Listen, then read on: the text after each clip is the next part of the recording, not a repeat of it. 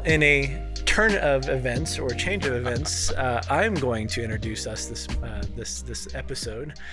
So, welcome to the Therapist Invitation. I'm Dr. Mark Mayfield with my good friend Trevor Sharon, and we're excited for you to join us on this second episode. If you haven't freaked out about the change and went running for the hills, but we want to invite you into today's conversation, and I think it'll be a good one. Well, at least for us, hopefully for others as well. But Trevor introduced this topic to us as we talk about this idea of equity. Yeah, so if you listened to last episode, we talked about some of the switch of candid to therapist invitation was about equity. But I think there's so much more to that conversation. And I think, not to be the stereotypical best man at a wedding giving the speech, but Webster's dictionary defines equity. Equity is essentially just how do we make things in a way that are fair. Probably isn't the best word for it. I don't like the word fair. Because I think it's so... Fair is just such a loaded word. Well, it is because somehow I deserve. Yeah, I think it's more like when we talked about the relationships that we have should be reciprocal. I think that fits nicely into what it means to have an equitable relationship where it isn't like 1 equals 1. Because I think that there are things that Mark has given to me in our relationship that I could never return to him. And vice versa. Mm-hmm. But there's a sense that in our relationship there is equity. We see each other as the having the same value is one starting point. Yep. And another one would be that we both have something to offer in the relationship that is of value. Mm-hmm. And I think that this goes beyond, and we'll probably touch on this later on the episode as well. This touches not just on interpersonal relationships between two people, but in families and in businesses and in governments and worldwide. I think that equity is something that is being challenged right now because there's a lot of note on what's not equitable. Well, let me ask you this question. You're not talking about socialism. No. You're not talking about the idea that, because I have it, you deserve it. No. I think that would be the one-to-one. Right. But I think sometimes we think that for things to be equal, it has to be. Yeah. At least that's kind of where our minds go to. Yeah. So it's not that. Well, and I think for me, as I'm kind of exploring it, I would think that maybe equity is a personal perception of others.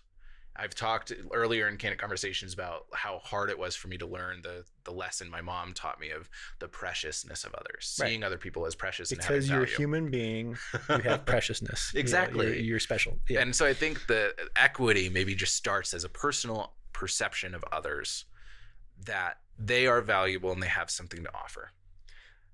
Yes, I think very much so because, think about our relationship as it's evolved over the last 4.5 years, 5 years, whatever it's been. 6 maybe? I don't know. Whatever. I lost track of time.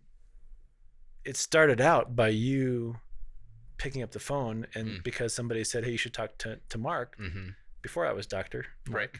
Right. and a distinct honor. Distinct, yes. But somebody said, hey, you should go talk to him, pick his brain. Yeah. Well, you took it one step further. I remember very vividly you asking, hey, you're going to mentor me. Mm-hmm. I don't think you gave me a choice. It was like, okay. Yep. And I remember hanging up the phone going, I like this guy. And I told Sarah about that too. Okay, this guy knows what he wants, And so it wasn't like you felt like you deserved it, but you knew what you wanted. Yeah. And you were going after it. Yeah. Right. And so it was my opportunity or my choice to reciprocate that with a yes or a no. Mm-hmm. And I wonder and the what ifs, but if I would have said no, not yet, how would you have responded? And I think that's the what we're seeing now in some of these things is but the equity piece is no, I responded because I saw the passion, I saw the desire. I'm like, this guy's gonna do something. Well, and I think that there's a way that both responses of the yes and the no could have been equitable. Sure. Because I think as I'm talking about it, I think the point that I want to get to in fully understanding the word equity is that it's not a 1-to-1 ratio. because I think it's so easy for us in English language to hear equity and think equals, and go back to elementary math of, you know, 1/5 in a fraction equals 0.5, right, and all that. And I don't think that's the way it is. I think that, you know, maybe if you had said like, hey, Trevor, I really respect your pursuit and the motivation that you have for growing and learning. And also, I don't believe that I have the margin to do you justice as a mentor. Mm-hmm. I don't think that I have the space in my life right now where I could give you what I would want to give you. Here's a few people that might be able to, and I'll give them a good word on your behalf. That would have been equitable. It would have been very respectful, very caring, very, you've put an effort into this relationship and I'm going to honor that effort. Yeah, that makes sense. Yeah, but it didn't just, like, you didn't just make that phone call and then we grabbed coffee that one time and then it was like feed me. Right. Like from the start, it was reciprocal. Yeah. Because I think, you know, you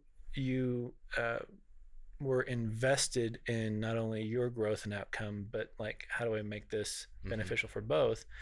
And then, you know, when, you know, you did it again and asked for a job and all that, you know, but it was never like technically it was my wife who asked. That was true. It was your wife that asked you for a job. And asking might be a little bit too gracious. Told me. Yeah. Love you, Bree. Good job. But there wasn't an expectation for a handout. Right. There was the expectation of, I'm got to bring something to the table, and it's absolutely probably got to be better in my mind than it is going to be, you know, expected of me or whatever, because of the offer or the yes. So, you know, it's that, I think it all comes back to the heart of the ask, the heart of the individual, and the heart behind the relationship.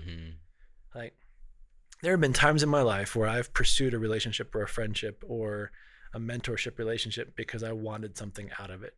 Yeah. Right. Definitely. And I think in some ways there's nothing wrong with that, but if that was the only reason, I don't think that would be equitable. Or the only relationship. Or the only relationship, right? That would be equitable.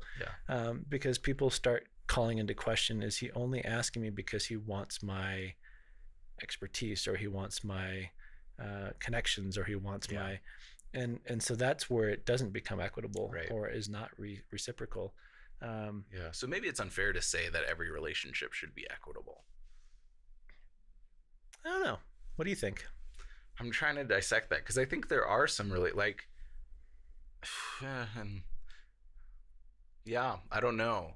There's probably some situations that are not equitable that maybe they'd be better if they were.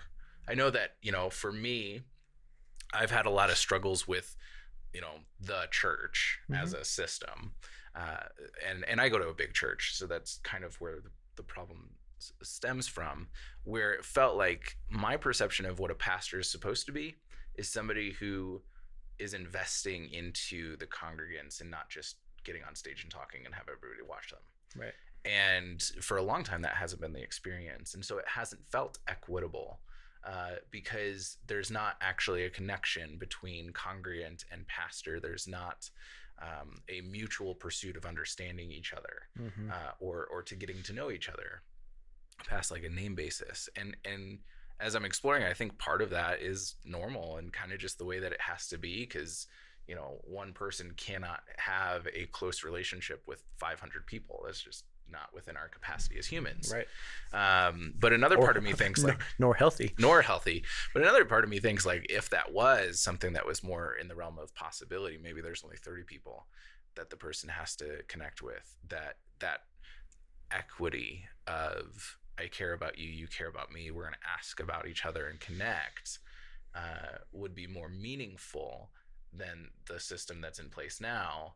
And also, I think I'm coming against that problem of it just doesn't seem realistic.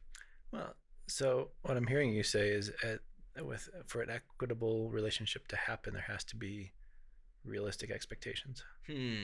Nice reframe, therapist. Just throw that out there. No, that's good. Is that what I'm hearing? I think so. That makes sense to me. Okay. And what does that mean to you? Well, I think about one of the people I respect most in this world is John Eldredge. Just because of and he's not perfect. He's not God. I mean, he'd laugh at that statement, but like he has experienced life and done things in a way that has helped him reorient how he engages in relationship. And, I've been privileged to spend 2 or 3 times of just one-on-one time with him. And then he did a training for our staff and that kind of stuff. So I wouldn't say that we're friends. But I would say that I've learned a lot from him in that, he's taught me that there needs to be mindfulness and intentionality and prayer into every relationship that we engage in. I think for this very conversation, and I'm not trying to put words in his mouth, but I'm wondering if it is for this very conversation that for relationships to be meaningful and to be impactful, they have to be an intentional equity about them, or they could be damaging. Well, and I'm wondering, as you're talking, we've talked about intentionality before. I wonder if some of the equity that we might be talking about too is, if I'm having a conversation with you, I'm in the conversation. Yeah. Like that, it's kind of that honor of the other person. I'm not going to be distracted as I'm talking to you. And there's so many times when people are. I know. And I mean, to call us out, you and I are pretty guilty of not doing that. Like in personal relationships, right. Obviously therapy is different. Right. But like even with you and I know there's times that, I'll be on my phone scrolling Facebook. You'll be talking to me about something and I'll be like, oh yeah. And vice versa. And that, we do it. We're not perfect in that. But I think that maybe some of the equity is making that decision internally that if I'm going to enter into a conversation or relationship with somebody, that I'm not going to allow myself to be so distracted by other things, and I'm really going to focus on what's happening now. Well, and I think that goes back to what John has said, is that you prayerfully consider the relationship before you say yes. Because if you don't have the margin to be intentional and engaging, then you probably should say no. Yeah. And that's stuck with me.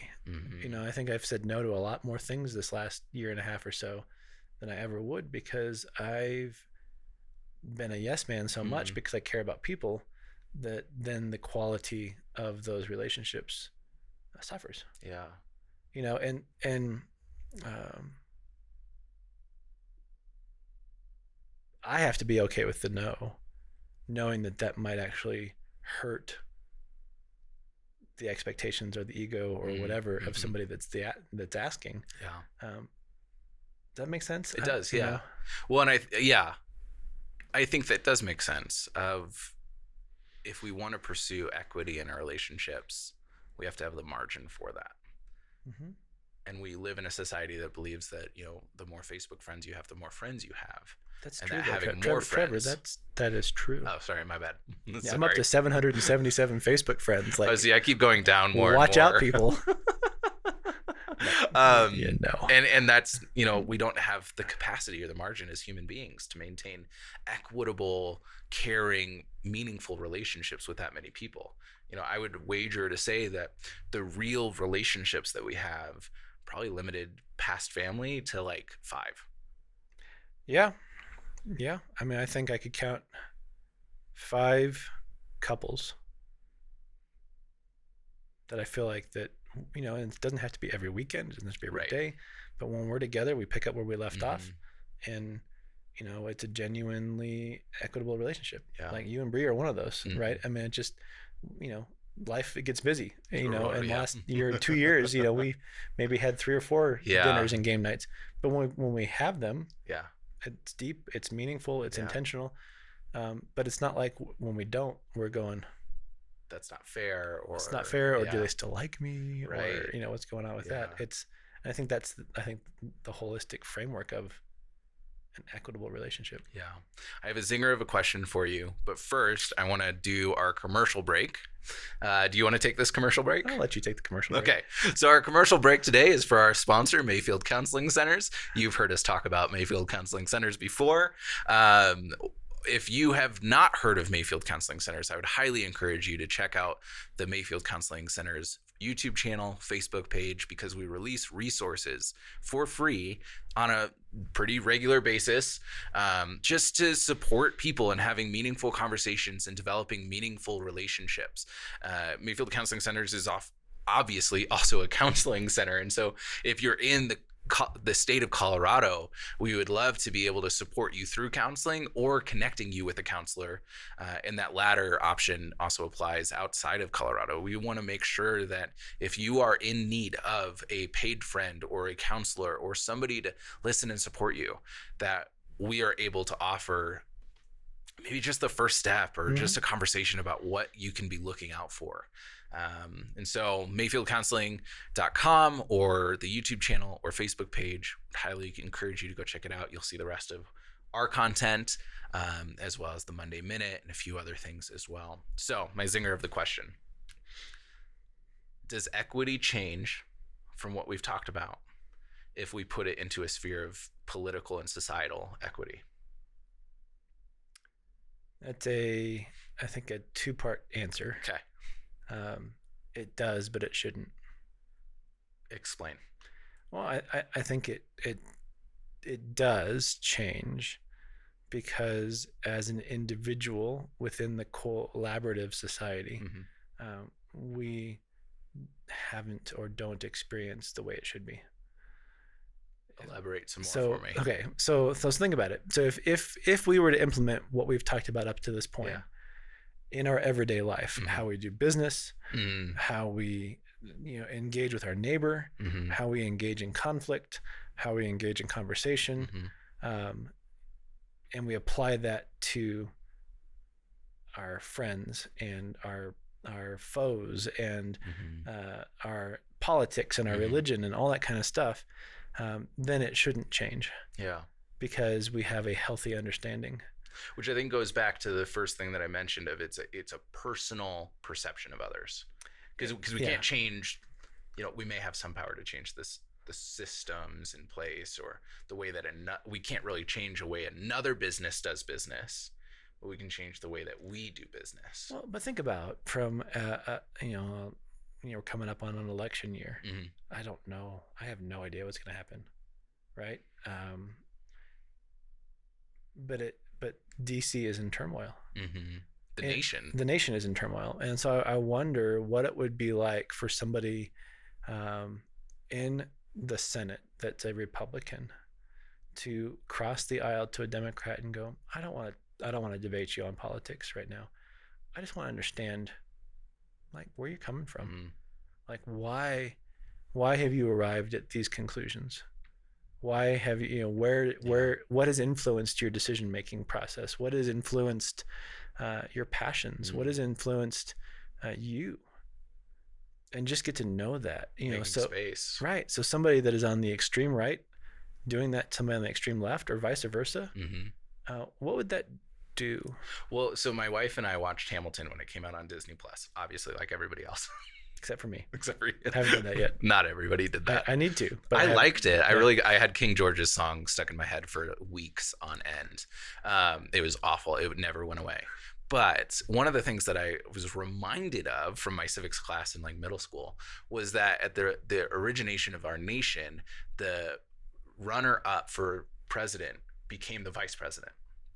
Still should be the same way. Which as I heard that, I was like, man, our world would be so different if that was still the case. And I think some of it too, if we designed for ourselves a process where in order for me to go forward on something, I'm going to hear the opinions and thoughts of a person who is opposed to me, I think that we would grow as individuals and as programs and as a society, because I talk about conflict and tension a lot with clients and talk about how if you go to the gym and your muscles experience no amount of tension, you're not doing anything. You're not doing anything. Not growing. Nothing's happening. Conflict is good. Tension is good. Hearing the opinions and thoughts of somebody who is opposed to you is really beneficial, because then we have to wrestle with it, and we have to be able to acknowledge in an equitable relationship and an equitable approach, being willing to hear from somebody else an opinion that we are opposed to that has some real strong validity. Well, so if you want to see this like train wreck, like watch a video of a judicial hearing, with the Senate Judicial Committee, or Intelligence Committee, or whatever. Especially in Britain. Well, just do our own, and watch both sides. So I'm not picking on either side, but both sides have a witness, and they're asking the witness a question, and then the witness tries to answer, and they say, "Well, you're not answering the question. Answer the question." And the person's trying to answer the question, but they're not letting them answer the question, and they're making statements and accusations about this, that, and the other thing. Like, there's nothing equitable about that. Yeah. And so I think that's where the system is broken, And so if we are calling people to find out the facts and to get to know the heart behind it, ask the question, sit back and listen. Yeah. But I think that's one thing that I don't think we've talked about. We have to listen to hear instead of to respond. Yeah. Like, I want to get all the therapists in this country to go march up to the House of Representatives and the Congressional Senate, and like, let's have it out, people. Yeah. Let's teach you how to listen. We're gonna group counsel the Senate. We're gonna group counsel the Senate. Like, but you wonder why our society is where it is right now, because we have not availed ourselves to that mindset. Yeah. Well, and I think that really, if we come to the table with every person that we encounter and recognize that they have value because they're a person, right, first and foremost, and that they also have something valuable to offer the world. Yep.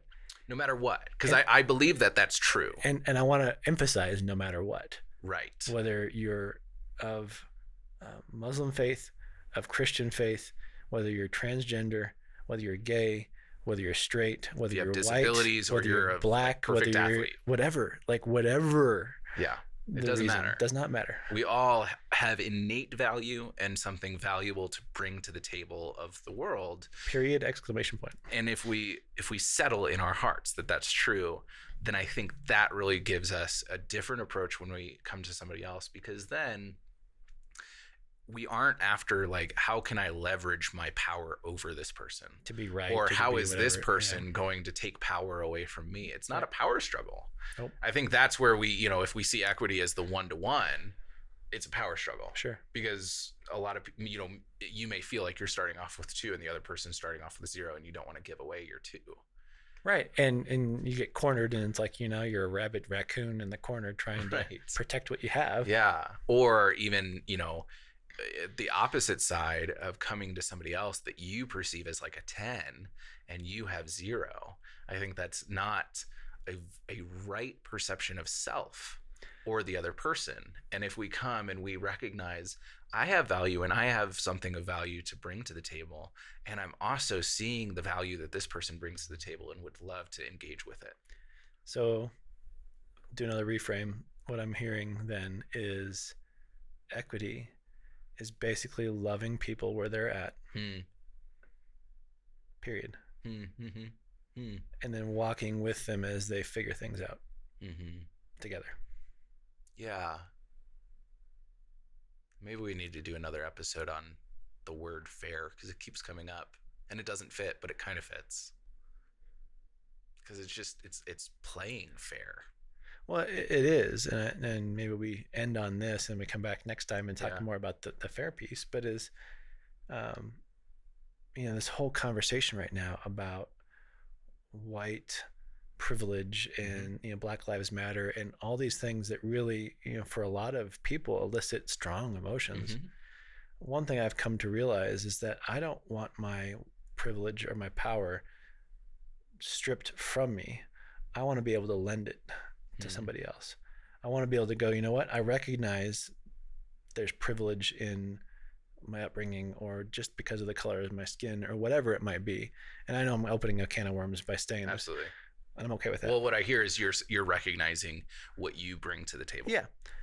And so I want to be able to freely give that versus having that being taken away.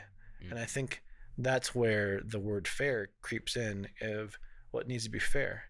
which means I'm going to take from you to make sure that my cup is equal to your cup.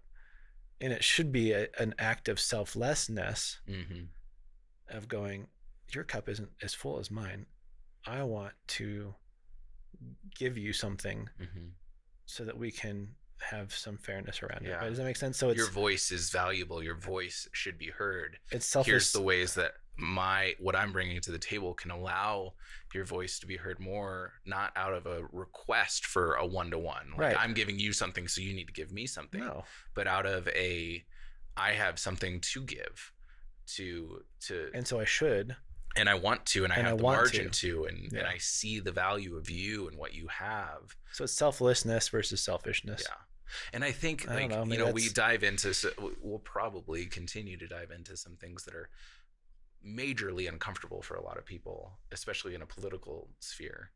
And I think for me, what I've realized about the world, and, maybe, 27 years from now, I'll see things differently. Hopefully not. But I think it all starts internally. The way that we see the world is going to impact things more than what we demand of others. Yeah. And so my challenge to our listeners this week is to reflect internally about the equity in your relationships, about the way that you are perceiving others and their value and what they bring to the table. And just sit with it. Does it feel comfortable or uncomfortable? Are you noticing some relationships that you have not operated equitably with? Maybe you've tried to take advantage of them, or they've tried to take advantage of you. And not that you should do anything with that right now, but just sit with it and recognize it. Yeah, absolutely. Anything else to add? Well, I think to do that, because I don't want to overcomplicate the challenge. I think that's a really good challenge. And I think it's the paying attention to what's going on inside ourselves and making note of it. Yeah. I know you do, but I don't know about, our listeners, but go buy that 99-cent flip notepad. Oh yeah. And as you're noticing things, write